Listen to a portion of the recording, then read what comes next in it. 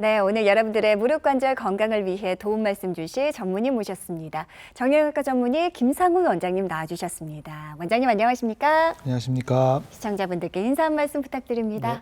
안녕하십니까? 정형외과 전문의 김상훈입니다. 이제 곧 장마철이 시작되는데요. 호흡 피해 없으시도록 주의하시고요.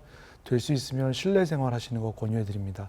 그리고 아까 말씀하셨듯이 장마철이 되면 무릎 통증이 심해지시는 분들이 많은데요.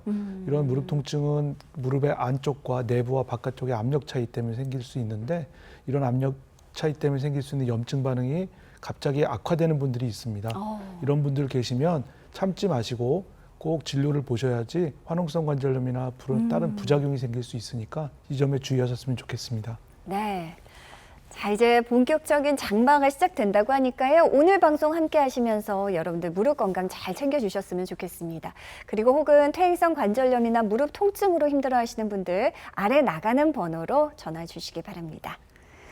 자, 퇴행성 관절염. 요즘은요, 이 나이에 상관없이 퇴행성 관절염을 앓게 되는 젊은 층도 굉장히 많아지고 있습니다. 원장님, 어떻게 진행되는 단계가 있는지 궁금합니다. 네. 퇴행성 관절염을 쉽게 임의로 3개 단계로 나누면요. 초기 단계, 중간 단계, 이렇게 중증 단계로 나누는데, 이 초기 단계에는 가장 중요한 건 관절이 붓는 증상입니다. 그래서 관절에 부종이 생기고 관절액이 증가되고 염증 반응 때문에 관절액이 증가되면 관절이 쉽게 붓는 증상이 생기는데, 이렇게 관절이 붓는 증상은 2, 3일 쉬거나 적절한 치료를 하면 바로 없어지는 경우가 많은데요. 이렇게 증상이 없어지지 않고 자주 반복되거나 아니면 한 번 생겼을 때 계속 지속되거나 이런 경우에는 관절염 중간 단계까지 왔다고 생각하셔야 되고요. 이 관절염 중간 단계에는 쉽게 생각하시면 종이가 물에 젖는 거를 생각하시면 되는데요. 젖은 종이는 쉽게 찢어지고 해져지기 때문에 이거랑 똑같이 관절 연골도 마모되고 쉽게 떨어져 나갈 수 있습니다. 그래서 이렇게 떨어져 나간 연골들은 더 염증 반응을 악화시키는 악순환을 만들게 되는데요.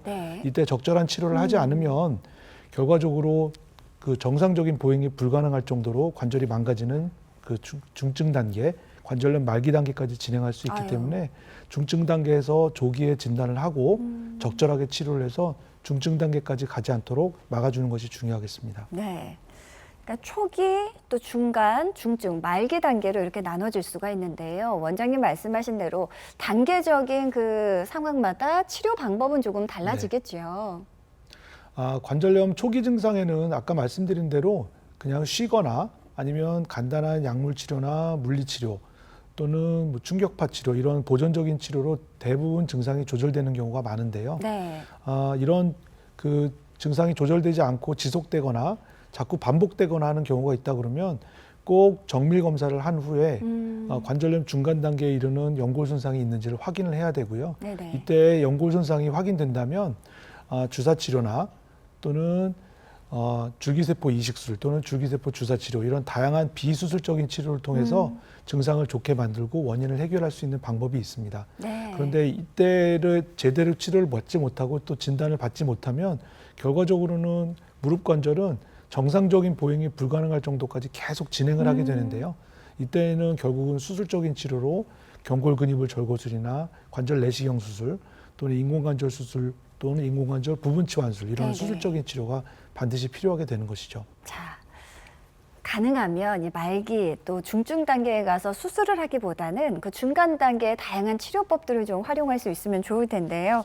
자, 그 가운데 증식 주사 치료, 어떤 과정을 통해서 치료가 되고 그 원리는 어떻게 되는지 궁금합니다. 네, 저희가 외래에서 흔히 시행하고 있는 이 증식 주사 치료는 몸에 정상적으로 생길 수 있는 염증 반응, 그리고 그 염증 반응이 지나고 나면 정상적으로 조직이 재건되는, 재생되는 재생 반응을 인위적으로 유발시켜서 손상된 부위를 치유하는 이런 과정인데요. 쉽게 저희가 그 고농도의 포도당 주사를 손상된 연골이나 손상된 인대 주변에 뿌려주면 몸에서 자연적인 염증 반응이 동반되게 되고, 이 자연적으로 생기는 염증 반응이 지나간 후에 조직이 재생되는 재생 반응들을 유도를 해서 손상된 인대가 좀 더 두껍고 튼튼한 인대로 대체될 수 있도록 해주는 방법입니다. 그러니까 우리 몸이 스스로 가진 치유와 재생 능력을 활용하는 것이 바로 중식주사 치료가 아닌가 싶은데요. 자, 나도 좀 받을 수 있을까 궁금하실 것 같습니다. 실제 치료 사례 몇 가지 좀 소개해 드릴게요. 네. 먼저 63세 우리 아버님께서 무릎 인대 손상으로 증식주사를 맞으셨네요. 네, 63세 남자 환자분이시고 우리가 주사 치료, 증식 주사 치료를 하는 가장 흔한 예인데요. 내측 측부인대 손상과 함께 반월상용골 파열도 있고 무릎 전체에 염증 반응이 많이 퍼져 있는 아유. 이런 소견이 보이는데 네. 주로 등산을 이제 취미로 많이 하시면서 증상이 생겼다고 얘기하십니다. 그래서 외래 오셔서 주사 치료를 한 5번 정도 맞으시고 네네. 다시 정밀 검사를 했는데 시술 전 사진과는 달리 그 하얗게 보이는 무릎 부종이 많이 빠져 있고요. 그리고 내측 측부인대가 탄탄하게 다시 재건돼 있고 이와 함께 반월상용, 내측 반월상용골 손상도 안정화되어 있는 소견을 볼 수 있었습니다. 네. 63세 우리 아버님이셨습니다. 무릎 인대 손상으로 증식주사 실제 치료 사례 함께 만나봤습니다. 자, 벌써부터 많은 분들의 고민 전화가 걸려오고 있다고 합니다. 이쯤에서 여러분들의 고민 해결 도움 드려볼게요. 다시 한번 시청자 참여 방법 안내하겠습니다.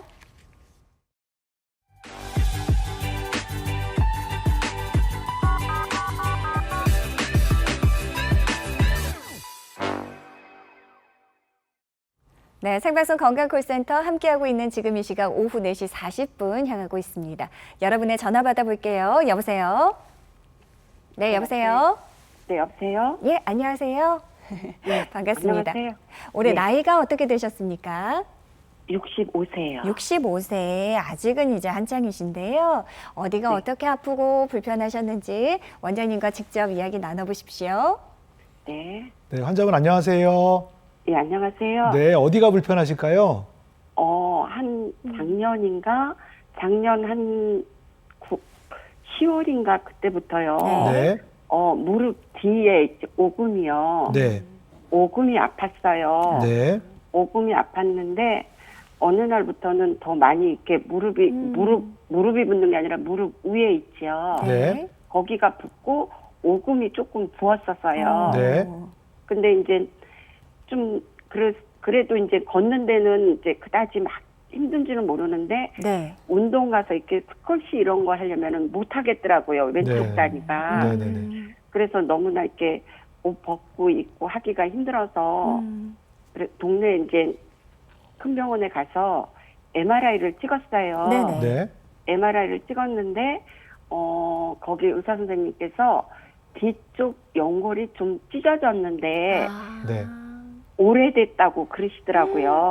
그래요. 네. 내가 작년부터 아팠긴 아팠는데 네. 이제 그렇게 하고서 이제 약을 먹고 MRI 찍고 그 뒤부터는 지금은 많이 아프지는 않는데 네네. MRI 상에 조금 찢어졌대요. 네. 근데 이제 그리고 이제 MRI 상에 왼쪽 다리가 약간 오다리가 네. 오다리 심하진 변형. 않은데 제가 보기에는 오다리 같진 않는데 네네. 이제 엑스레이 상에 이제 MRI 상에 이제 그렇게 보인대요. 네. 그래요. 예. 그렇다고 이거를 수술을 하고 오다리를 이렇게 성형 뭔가 이렇게 해야지 된다고 그렇게 말씀을 하시거든요. 네. 네네. 근데 이제 그렇게 하고 난 다음에 이제 제가 이제 요즘은 운동을 안 하고 그러니까는 걷는 데는 아프지는 않아요. 네. 근데 이렇게 스쿼시 집에서 한번 해보려고 그러면은 네. 조금 아픈 것 같아요. 네. 그래서 네. 이게 연골이 찢어졌고 오금 쪽이 아프면 수술을 해야지 되나 그것이 네. 네, 무슨 전화 잘 말씀이신지- 주셨습니다. 네, 무슨 말씀이신지 잘 들었고요. 첫 번째는 스쿼시가 아니고 스쿼트인 것 같아요. 그죠? 네네 맞아요. 아주 전형적인 예인데요. 네. 아주 흔한 예예요. 그리고 퇴행성 관절염이 시작되는 그 정문 앞에 있다고 생각하시면 돼요. 운동장 안에 이제 관절염이 막 시작되는 그 장소에 입구에 딱 서 계시다고 생각하시면 되는데 여기서 관절염이 진행되게 입구를 들어가서 계속 진행을 하실 건지 아니면 그 집은 안 들어가고 정상적인 집에 가서 생활하실 건지는 본인이 판단하시는 건데 네. 첫 번째 퇴행성 관절염이 진행되는 가장 흔한 원인 중에 첫 번째가 가장 원인으로 알고 있는 것 중에 하나가 반월상연골 후각부 파열이에요.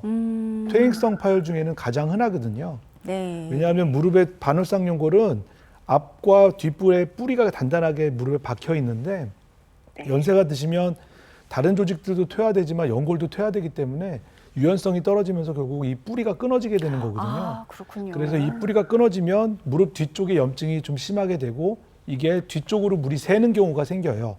그래서 오금 쪽에 낭종이 생기는 경우도 있고 그렇지 않고 낭종이 생기지 않더라도 무릎 뒤쪽에 부종이 심하면 뒤로 지나가는 슬화 동맥, 슬화 신경이라고 혈관하고 신경이 지나가는데 이 부분들이 자극받고 그렇기 때문에 통증이 생길 수 있고 또 무릎을 다 굽히지 못하고 이런 증상이 생기는 건데 결국 이렇게 생기는 그 반월상연골 파열은 정상적으로 퇴행성 반응이라고 생각할 수 있기 때문에 치료를 안 해도 됩니다라고 말씀하시는 선생님도 있어요. 아, 그래요? 그런데 퇴행성 관절염이 진행되는 사람들을 보면 대부분 반월상연골 후각부 파열이 있기 때문에 이거를 적극적으로 치료하고 퇴행성 관절염으로 진행되지 않도록 옷자다리가 있으면 이를 네. 교정해주자라는 게 좀 더 적극적인 치료고 요즘 치료 트렌드이기도 합니다.